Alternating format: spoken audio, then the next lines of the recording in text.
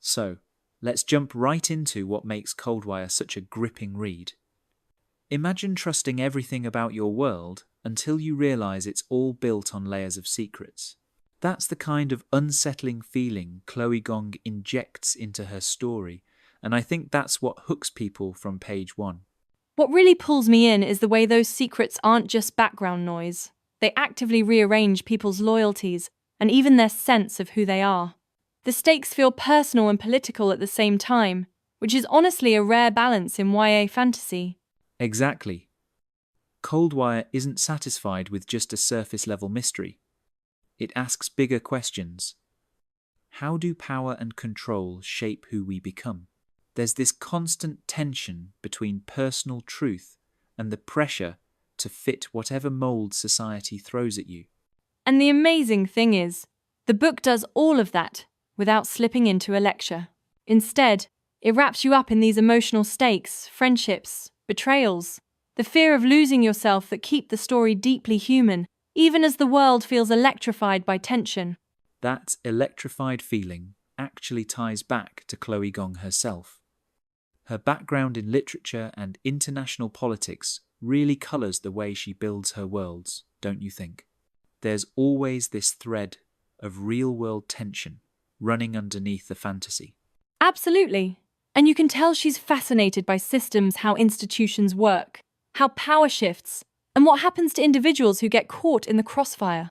She manages to balance massive political upheaval with these fragile, messy moments between characters. It feels like she's always asking, what happens when young people face problems that are way bigger than them? The characters in Coldwire could easily feel overwhelmed by all the chaos, but Gong gives them this emotional complexity that makes their struggles relatable. Right. And that complexity means you never really know who to root for. Even the so-called villains aren't one note. The world she's built is morally ambiguous, but the emotions always ring true. Thinking about those messy emotions, I'm struck by how Coldwire really picks apart the whole idea of identity. Instead of the classic chosen one arc, it's more like, who am I, when the world keeps trying to rewrite my story for me? That's so real. The characters are constantly pressured to wear labels that aren't theirs, or to prove loyalty they don't truly feel. It reminds me of school.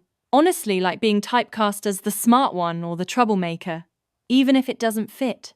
Exactly. And the book magnifies that to a political scale. It isn't just about personal struggle, it's about entire systems that try to mould people into what serves them best. Coldwire really nails how fragile and how fiercely fought for identity can be. And I love how that's never a simple battle.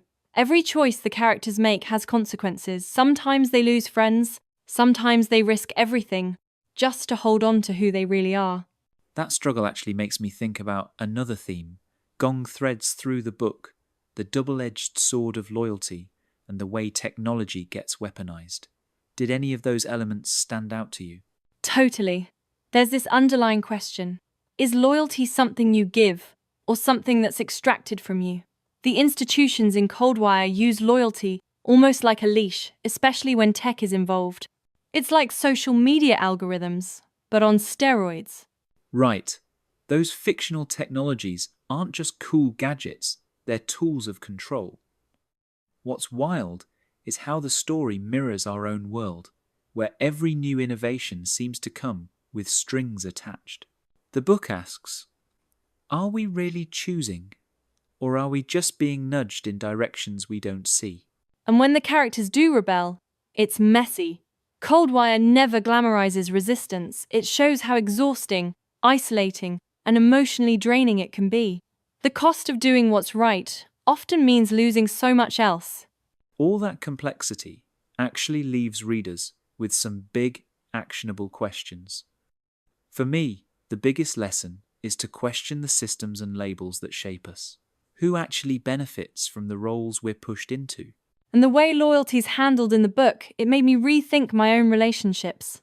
Loyalty shouldn't be a demand. It should be earned. That goes for friendships, for jobs, for pretty much any community. And then there's the whole piece about technology. No tool is ever neutral.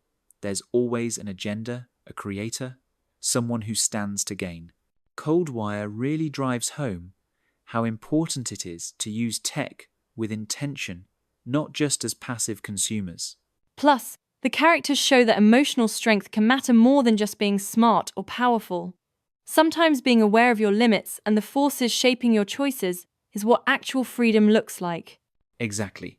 And that's what makes Coldwire both a fantastic read and a thought-provoking one.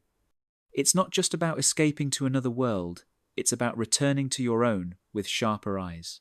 So if someone's wondering whether Coldwire is for them, here's my pitch. If you're into morally grey characters, intricate political drama, and stories that aren't afraid to get a little intellectually heavy, this book will grab you.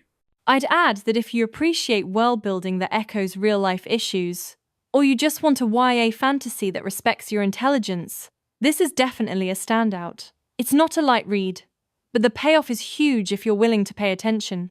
Fair warning, though if you like your fantasy straightforward and fast, some of the politics might feel dense.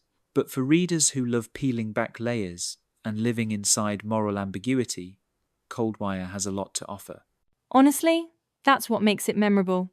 You close the book still thinking about loyalty, about who gets to define you, and about how power works in every world, fictional or not.